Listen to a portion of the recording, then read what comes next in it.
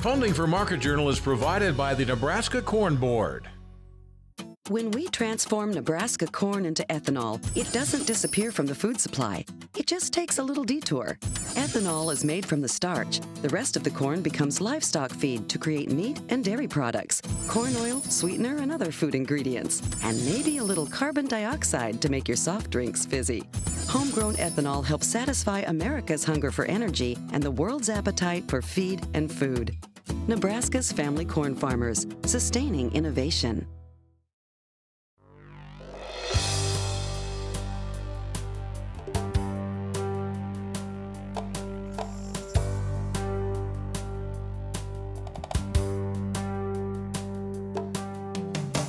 Market Journal, television for agricultural business decisions, is a presentation of the University of Nebraska-Lincoln's Institute of Agriculture and Natural Resources. Promotional support is provided by the Nebraska Farmer magazine, and major funding for Market Journal is provided by the Nebraska Corn Board. Welcome to this week's edition of Market Journal. I'm Jeff Wilkerson. On this episode, we'll review interviews from earlier this year that are still applicable as we close out 2017. Those include conversations about grazing downed corn, managing land prices, using drone technologies, and predicting feedlot performance. But first, we'll look ahead to the 2018 growing season by discussing planted acreage with North Dakota State Extension economist Frayne Olson.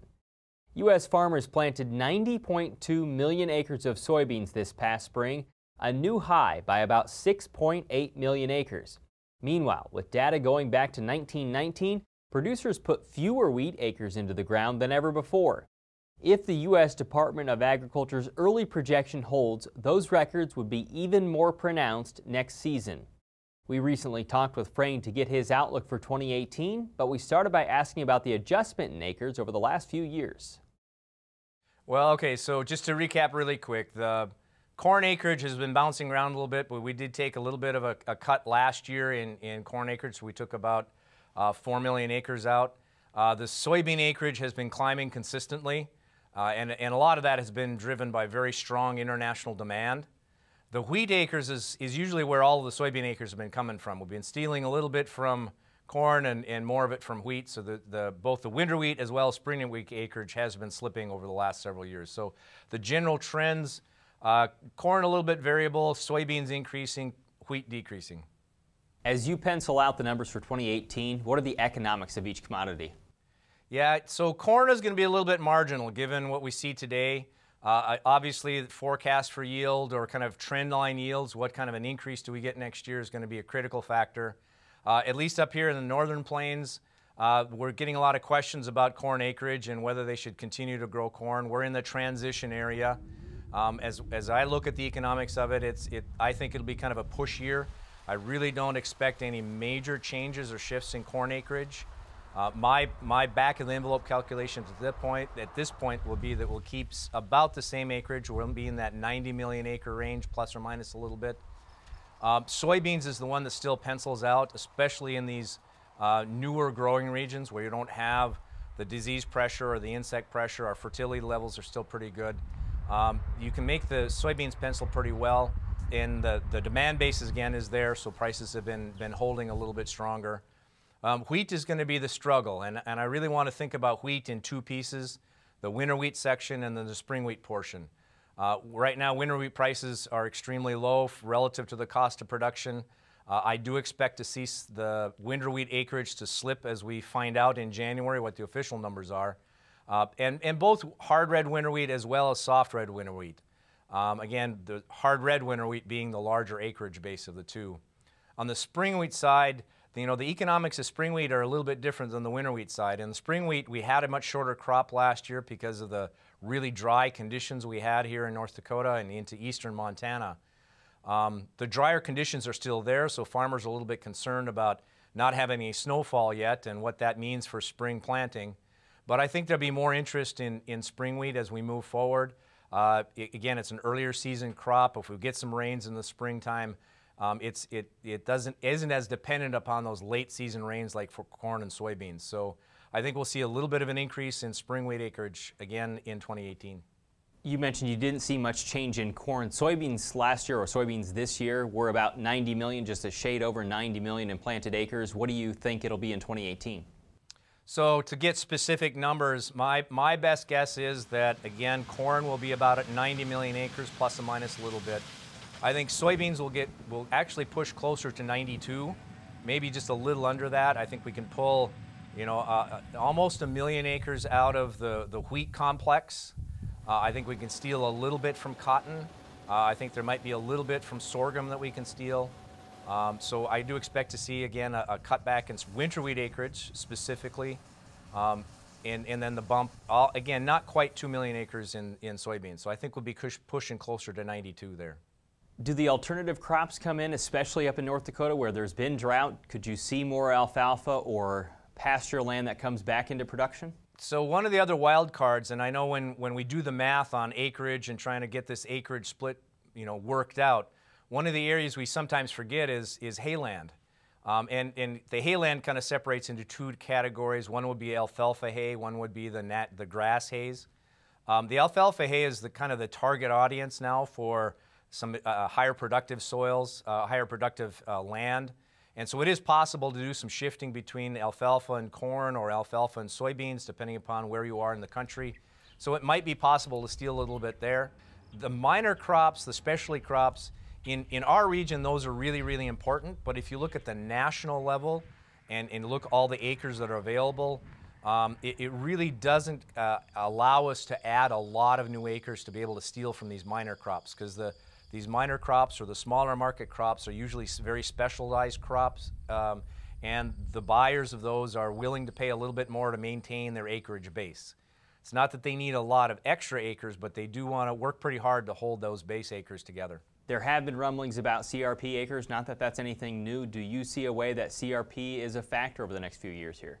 Well, short term, I think it's going to be pretty difficult. We have the acreage base for CRP pretty much locked in. As we start moving forward, we might see some shifting because of budgets and the budget allocations and looking at the new farm bill and the cost of the new farm bill.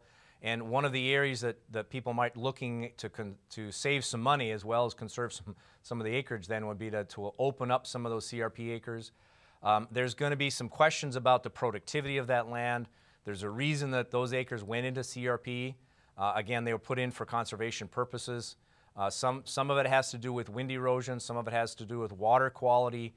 So I think there'd be a little bit of hesitancy to release too many acres, again, given that the low commodity prices are around and there really isn't this major push for increased plantings to try and rebuild stocks. Next week, University of Missouri Extension ag economist Scott Brown will analyze hog markets, and Doug Simon from Trados will look at corn and soybean markets. In early November, we talked with Nebraska Extension's Mary Drewnoski about how you could prepare cows or cattle to graze corn stalks with excess ears on the ground. As she said when we talked, it wasn't uncommon for producers to find losses of more than 20 bushels an acre. To update our previous interview, Mary says it's important producers are careful when switching fields this winter.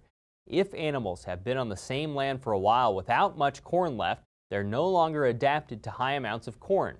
When we talked last month, we started by asking how downed corn could pose problems to livestock. With cattle out grazing, we have a problem with them eating too much corn and causing acidosis or lowering their ruminal pH such that you can actually kill cattle. Well, how do you determine then how much corn is in the field? That's a great question. The easiest way is actually to go out and walk areas of the field, and what we suggest is essentially go out in between two rows, walk 100 feet and count how many ears you find. Do that in 3 different places in the field, so you have a total of 300 feet. Take that number, so let's say I had 30 ears total, divide that by 2, and that tells me how many bushels of corn grain I have in the field. And so in this case, if I had 30, it'd be 15 bushels. How much is too much? How much is too much? Anything greater than 10, we have to start thinking about how do we mitigate that risk of acidosis. Do different animals, different classes of livestock consume that differently? Yeah, actually, mature cows who've been out in the field before, they know what this is and they go seeking it out. And so we have issues with them actually overeating and having acidosis, whereas a calf or a replacement heifer who's never been out on stocks, it takes her a while to figure this out. And so we have a lot lower risk with them. Plus, with those calves or replacement heifers, there's some value to that extra energy. They can actually gain a little bit more, and so they can make use of that. Whereas, you know, our dry spring calving cow, really she doesn't need that extra energy, and so it's really not all that beneficial for us. If possible, then should you change the class of livestock that you're putting on the field? If you have the ability to utilize, let's say, some calves that you just weaned or some replacement heifers, it's probably one of your better options if you have a lot of downed ears. Otherwise, tell me how you can safely graze. Yeah, so unfortunately, it's going to be some extra labor. I mean, there's some things we can do if we're in that 8 to 10 bushel range, like A, making sure they're full when they go out, B, adapting them to grain before. So that means start feeding about 2 weeks beforehand and bring them up onto corn. So start at about 2 pounds a day, work your way up to 10 before you turn them out. And also feeding Meninsin. So, and you can provide that in the mineral, and that will help lower the risk of overeating.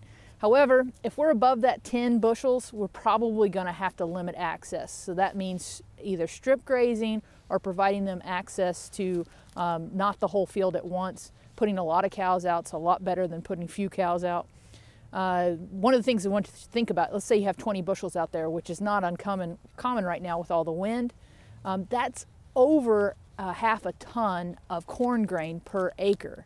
So if I had 100 cows and I gave them access to 1 acre, they'd be able to eat 11 pounds of corn per day just in that 1 acre. So really we're looking at a substantial amount of corn out in those fields. The final question, perhaps maybe the most important, is there a price adjustment if you're going to be grazing on land like this? That's a great question, and to me, there's pluses and minuses to this downed ear situation when it comes to grazing. The plus is, yeah, you have some added energy out there. The minus is we have a lot higher risk, and we're going to have that higher labor because we're either going to have to limit access via time or limit access by extra fencing. And so to me, I think it's really a wash. In late September, we talked with Purdue ag economist Brent Gloy about farm real estate values.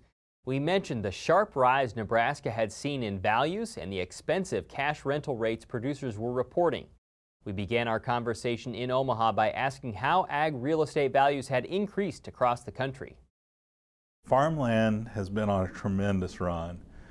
You look since like 1992, it's really increased a lot over time. And just recently it's finally started to maybe plateau a little bit, which I think was about time because it's just gone up so much in the last 10, 15 years. You compared that value to the value of farm production. First, tell me why you're using that measurement and what you see when you compare it. Right. I once remember a stock analyst was telling me how he valued stocks, and he said, you know, the top line number, the revenue, is really the best number because it's the hardest to kind of manipulate. And so we wanted to use just gross receipts and say, okay, how does farmland pricing compare relative to the gross income that the farm sector generates? And so that's why we use value of farm production. And what we found is that today farm real estate relative to its value of production is quite high.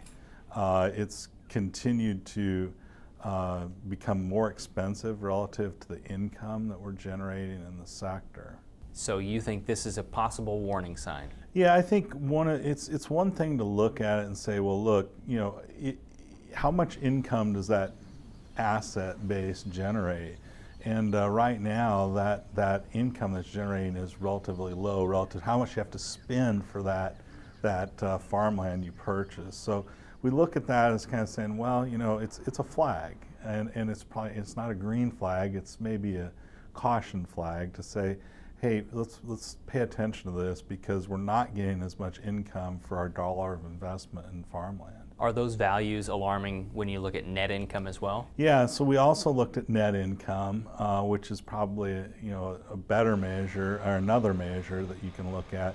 And when you look at that, that ratio is as low as it's been since 1983, I think. So in other words, the net income we get out of that real estate, we're just not getting that much net income out of the real estate. So it seems pricey relative to the net income it's generating. What role would interest rates play? Interest rates are one of the biggest drivers right now are supporters of farmland values. They're very low on the long-term side. So I said before, if you take the cash rent and divide it by the farmland value, you're going to get something we call a capitalization rate, which is kind of a rate of return on farmland.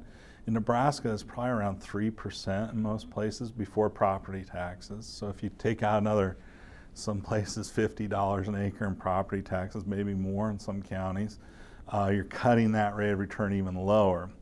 The reason people want to accept such a low rate of return is because interest rates are really, really low. And so I think our 10-year Treasury bond is somewhere around 2.5% today. That's low. And as long as it stays low, I think people will be willing to accept returns like that. If it starts working higher, then I think people start to say, well, I'm not going to take a 2.5% return on my farmland. I want a little bit more. How do you get it? You either have to have higher rent or lower farmland values.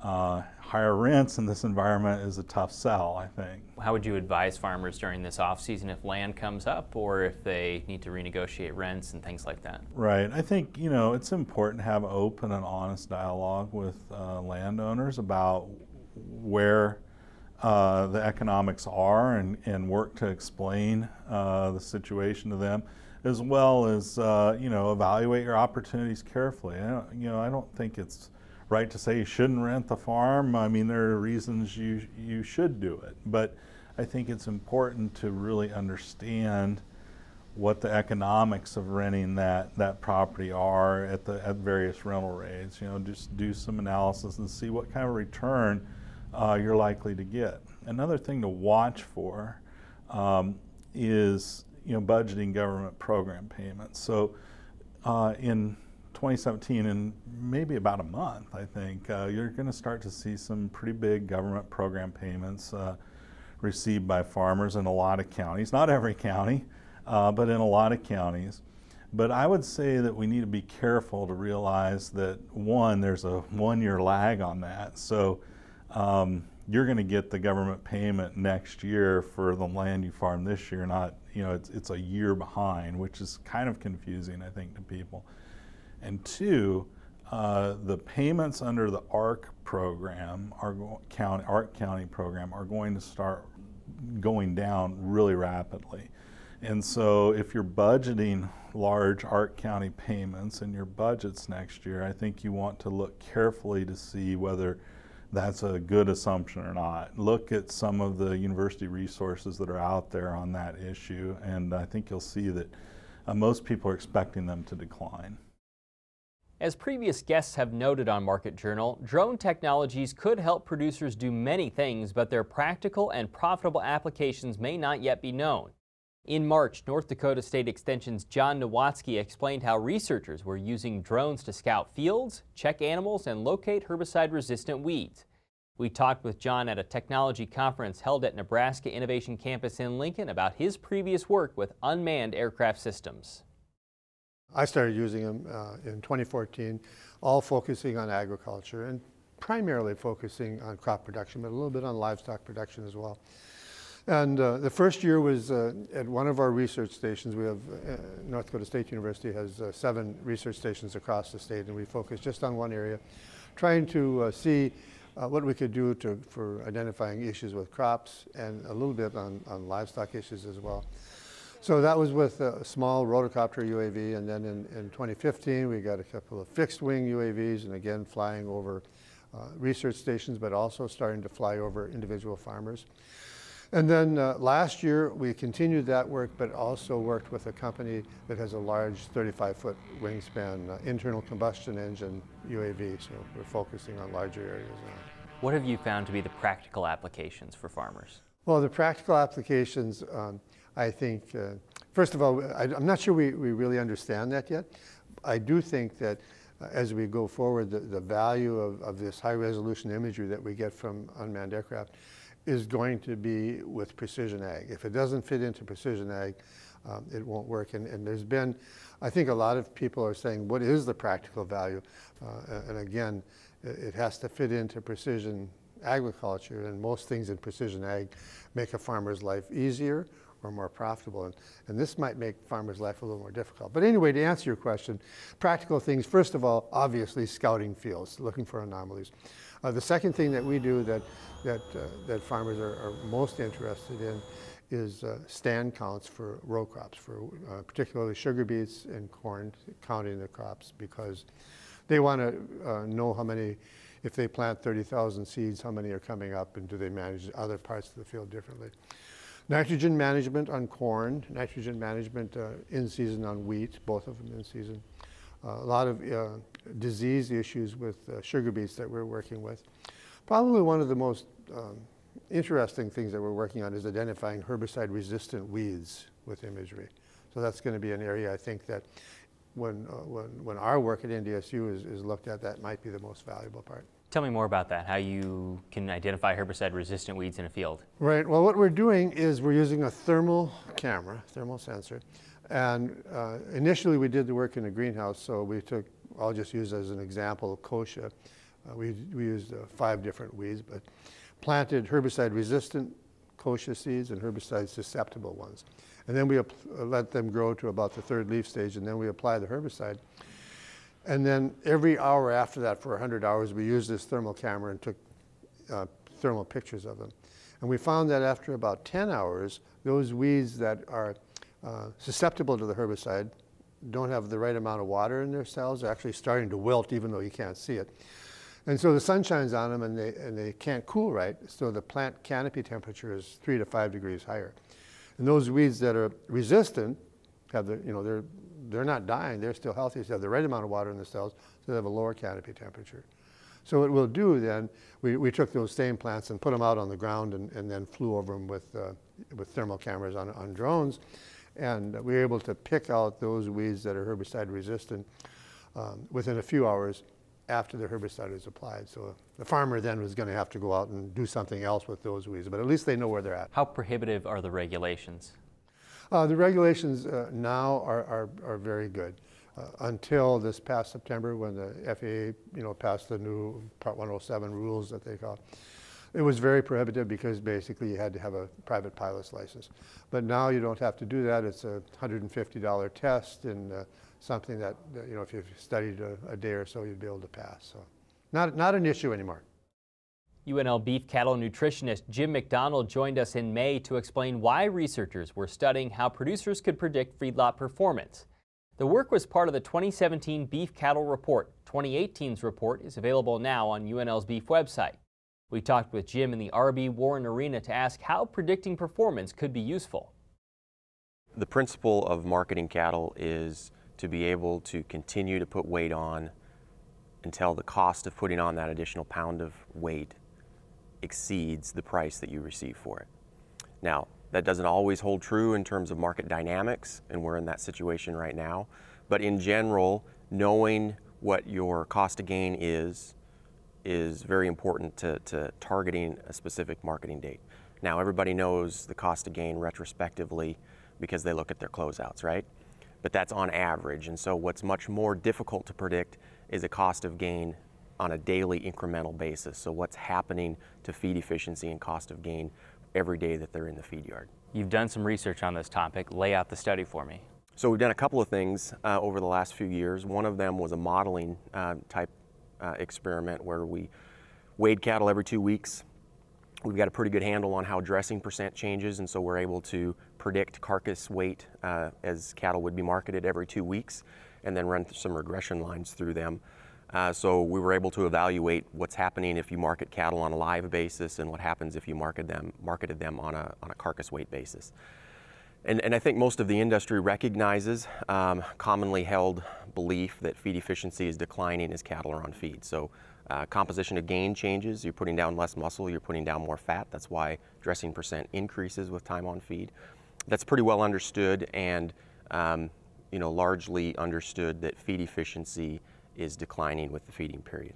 Okay, but that changes in the carcass. That's not as true if you're looking at feed efficiency on a carcass basis. So feed efficiency is much flatter throughout the feeding period if you're looking at cost of gain for the carcass compared to cost of gain in the live animal. And the reason that changes is because dressing percent is going up, and at the end of the feeding period, 90 to 95% of every pound that is added to the animal goes directly onto the carcass. There's been a lot of focus on the size of animals coming into the feedlot. You looked at the weights of those animals coming in and their efficiency after. What did it show? In general, a lighter animal is going to be more efficient. You start with a lighter animal, they're going to be more efficient throughout the feeding period because you're putting on a higher proportion of muscle compared to the proportion of fat. A larger animal that's been backgrounded in the, gone through a yearling system, either in a pen or out on grass, they've already laid down a large proportion of their muscle, and so proportionately they're putting down more fat. They're going to be less efficient throughout the feeding period. However, the change, surprisingly, is very similar for the yearling and the calf fed. And what I mean by that is calf fed might be on feed for 180 to 200 days. A yearling may be on feed for 100 to 120 days. If you change the axis and look at it as a percent of time on feed rather than and as days on feed, because you can't really compare those two, right? Surprisingly, it was surprising to me at least, that dressing percent change is very similar in that larger yearling animal compared to the calf-fed animal. So I think the principle applies that reduction in feed efficiency in the live animal is true, but then when you look at marketing on a carcass basis, doesn't necessarily hold true anymore. The January Nebraska Farmer explains how Arable's marked sensors are helping York County farmer Chase Johnson monitor rainfall in his fields. Johnson farms ground 40 to 50 miles away from each other and needed a way to reliably check precipitation. This month's issue says Johnson has been one of several irrigators involved in a network using Arable's marked sensors in Nebraska. You can read about the multi-year project in the January Nebraska Farmer. You can find today's interviews individually on the Market Journal website and through the Market Journal mobile app. They include information on planted acres in 2018, grazing down corn, land prices, drone technologies, and feedlot performance. As always, you can keep up with Market Journal during the week by following us on Instagram, Facebook, and Twitter. Next week, Scott Brown will analyze hog markets and Doug Simon will look at corn and soybean markets. Until then, thanks for watching. I'm Jeff Wilkerson. We'll see you next week. Join Market Journal online at marketjournal.unl.edu. You can also follow us on Twitter, Instagram, and Facebook. Promotional support is provided by the Nebraska Farmer magazine, and major funding for Market Journal is provided by the Nebraska Corn Board. Market Journal is produced by the University of Nebraska-Lincoln's Institute of Agriculture and Natural Resources.